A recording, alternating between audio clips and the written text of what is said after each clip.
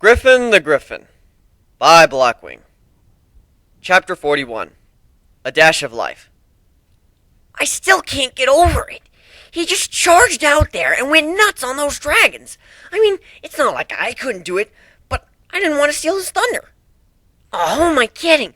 One dragon that size kicked my flank with a sneeze, and he beat 6 at the same time. And he met Daring Do, and he's the captain of this pirate crew. I hate to say it, but he's...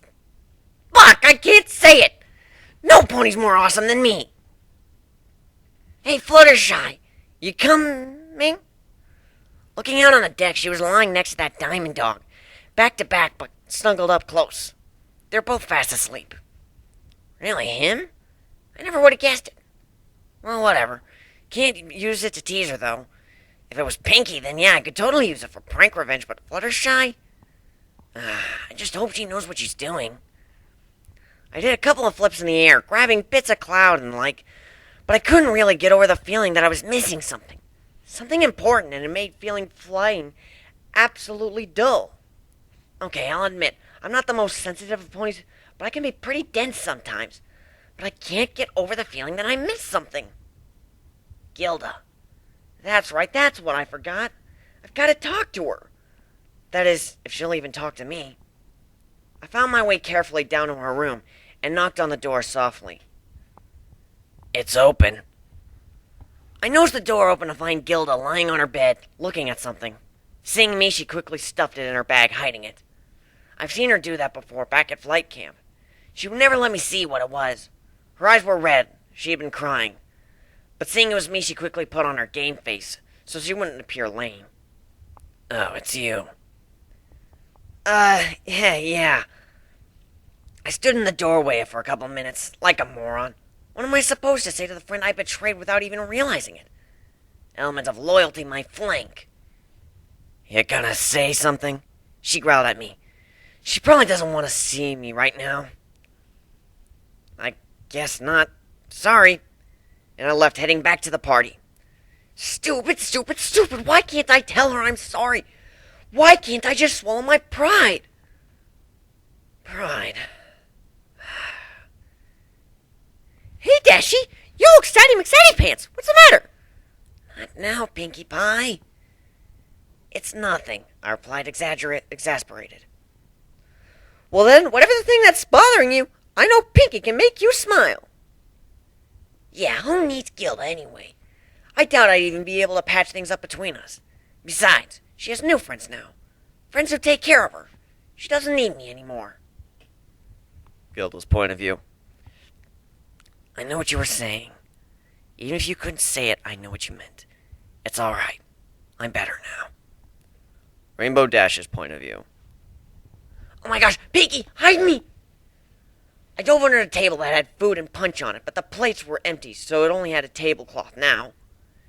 She popped under in that weird way she does things. Ooh, are we playing hide and seek? I love hide and seek! Who are we hiding from? Who is it? Hoof in her mouth so she couldn't keep talking. I explained. Pinkie, if you keep talking, you'll give me away. Ooh, are you spying on Griffy? Yes, wait, what? No, sort of, I guess. The tablecloth concealing us from the rest of the group. So, which is it? She cocked her head to the side. Well, it's just he's so... I don't know. I mean, when Spike became huge, even the Wonderbolts couldn't handle him. And the dragon in the cave, I could barely do anything against it. But then 6 of them. 6! He went through them like they were nothing. He pushed himself way beyond what he should have been able to do and pulled it off. I mean, when I pulled off the Sonic Rainboom at the Best Young Flyers competition, I felt so awesome and he just blew it away. I mean, just look at him, so confident, so strong. The only thing I can say to describe him is unstoppable.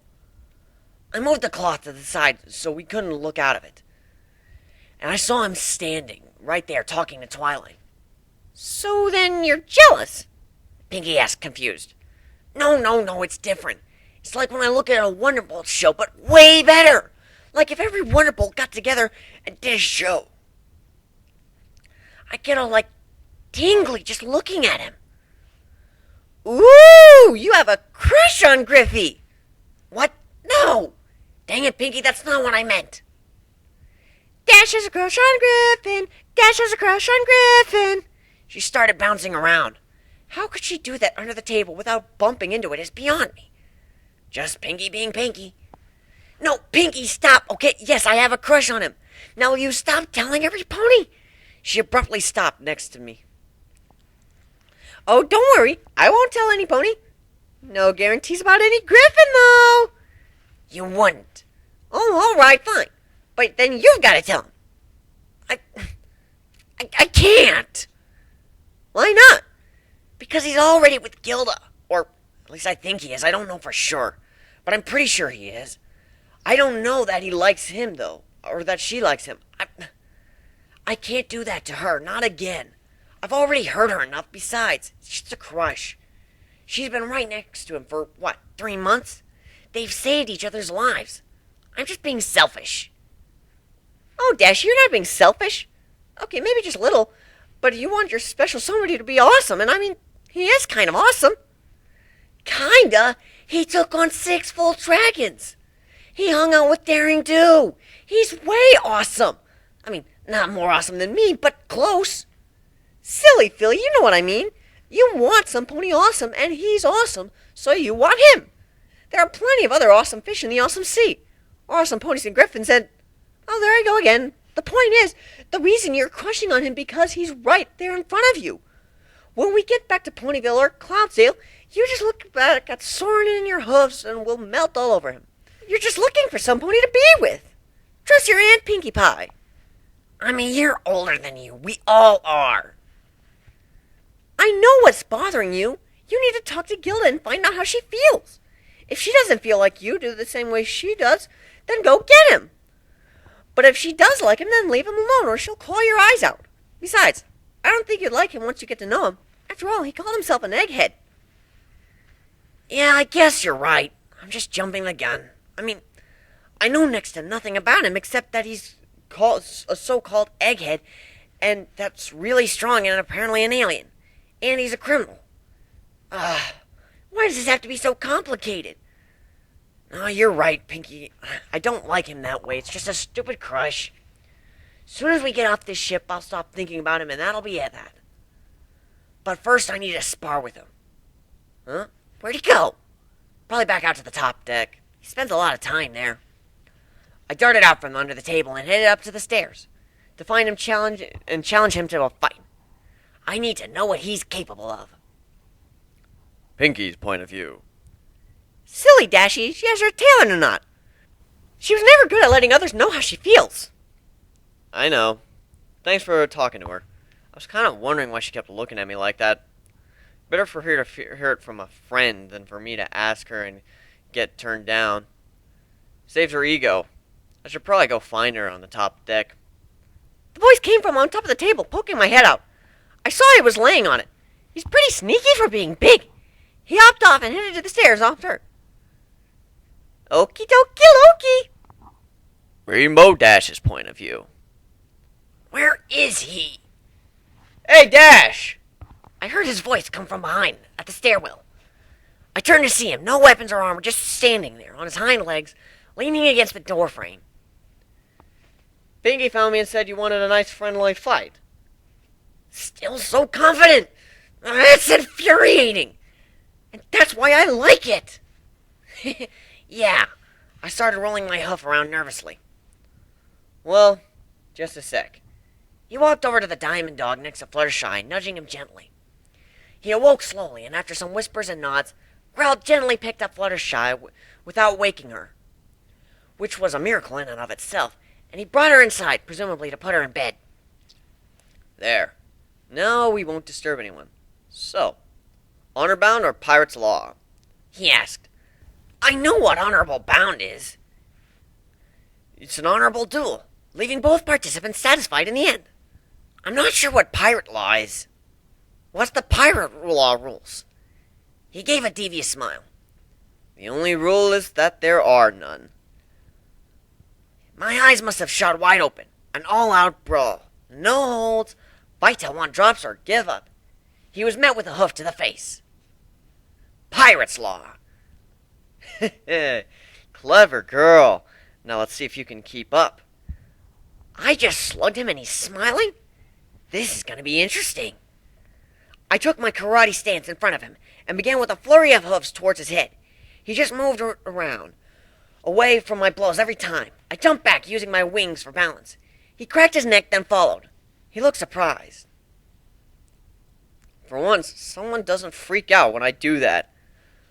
We both rolled all our joints, producing satisfying pops and the like, before he just stood on his hind legs in a stance to mimic my own. You know karate?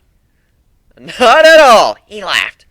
Being lower to the ground gives a better balance, meaning you can knock larger opponents over. But if the opponent can fly, it becomes worthless, and it suddenly becomes a battle for altitude.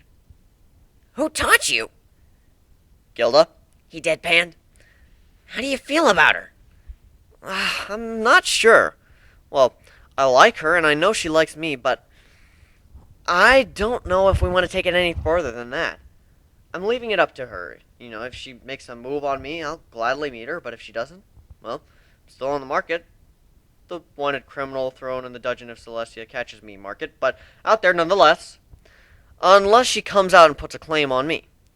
Then I'm still free, but until she says yes or no, she's got first dibs. Letting her take the initiative? Clever. Now, are we gonna keep talking about our love lives, or are we gonna fight? He charged at me. I was about to jump to evade, but he did the same, going for an overhead slam with both fists. Since I went up, it collided with my stomach, succeeding in pushing me back, but not hurting me. I did a flip, then brought my hooves down on his back, pinning him to the floor. He rolled, throwing me off to the side, and sprang up on top of me, only for me to reverse it and pin him. This time with him on his back. I stood on his chest and smirked. Yep, you got me. I'm just no good at dealing with the fast little ones. Gilda normally does that, the fastest flyer in Equestria and a black belt in martial arts. She taught me, but she admits to being nowhere near as good as you are. No chance. So I'm tough enough to beat a guy who tossed 6 dragons to the side like they were nothing? Well, to be fair, you have the advantage in the combat triangle, and I get a huge boost fighting dragons. And I'm not using my weapons and armor. And it almost killed me, but yeah, if it makes you feel any better, you are. Yes! I jumped up and began flying around. Then I stopped to find him slowly getting back up. You let me win, didn't you? Nope. I just can't fight the small, fast things. Dragons are big and near impossible to miss. If I can hit it, the damage is huge. But against something as fast as you are, I don't stand a chance. The other area I just can't overcome. And that's why I have my crew to back me up. If I had Trixie riding me, you'd be out in 10 seconds, flat. I just glared when he started laughing at a joke apparently he made that I didn't understand. His explanation was alien inside joke. That was annoying. Well, I'm done. I'm going inside. This was different. See you around. I won't be seeing you. You're too fast to follow. No wonder you haven't got a special someone. I almost choked in the air when he said that. I turned around to give him a piece of my mind, but he was already gone. Where did he go? Is he a ghost or something? Whatever. Well, that effectively killed my crush. Now that I'm thinking clearly again, I'm back to the party.